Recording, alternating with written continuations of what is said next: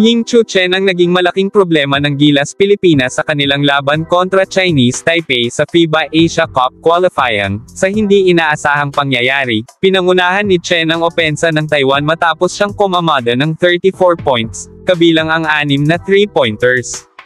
Hindi siya nakontrol ng Gilas sa buong laro, halos bawat bitaw niya ng bola ay may kasamang tiwala at kumpiyansa.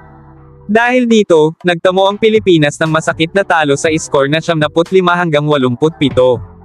Mula pa lamang sa unang quarter ay nahirapan na agad ang Gilas. Na-outscore sila ng 25-8 sa opening period, isang simula na naging mabigat at mahirap ng habulin. Kahit pa may mga sandaling nakaalpes sa second half, hindi ito naging sapat para burahin ang malaking lamang ng Chinese Taipei.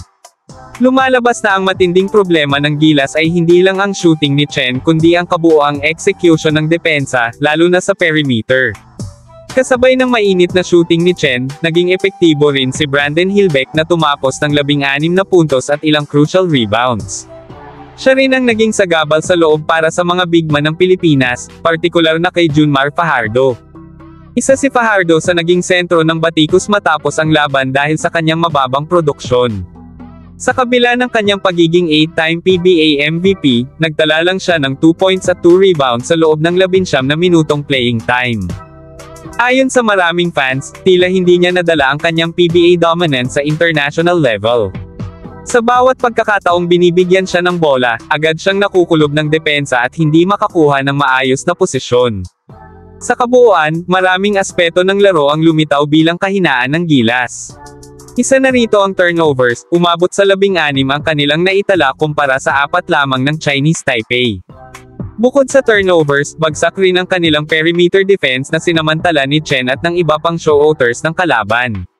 Sa kabila nito, nanguna pa rin ang Gilas sa rebounding, 48-24 at puntos sa paint, 36-20, ngunit hindi ito naging sapat dahil sa pagkukulang sa depensa at sa execution ng mga plays. Nagpakitang gilas naman si Justin Brownlee na nagtala ng 21 puntos at si Dwight Ramos na May 17th. Ngunit kahit pa may mga individual performances, kapansin-pansin pa rin ang kakulangan sa teamwork, rotation, at urgency ng buong team. Nadagdagan pa ang problema ng pagkawala ni Kai Soto na hindi nakalaro dahil sa iniindang injury, isang malaking kawalan sa loob lalo sa depensa at rebounding. Matapos ang larong ito, muling nabuhay ang mga tanong at puna tungkol sa kabuuang sistema ng Gilas. Maraming fans ang nagsasabi na kailangan na ng pagbabago, hindi lang sa lineup kundi sa game planning. Hindi sapat ang talento kung walang maayos na execution.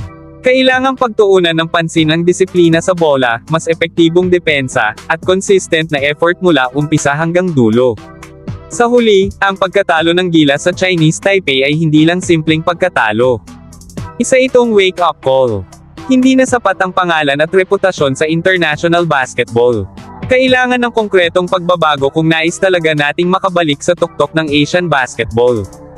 At sa susunod na window ng qualifiers, inaasahan ng mga Pilipino na mas magiging handa, mas buo, at mas gutom sa panalo ang Gilas Pilipinas.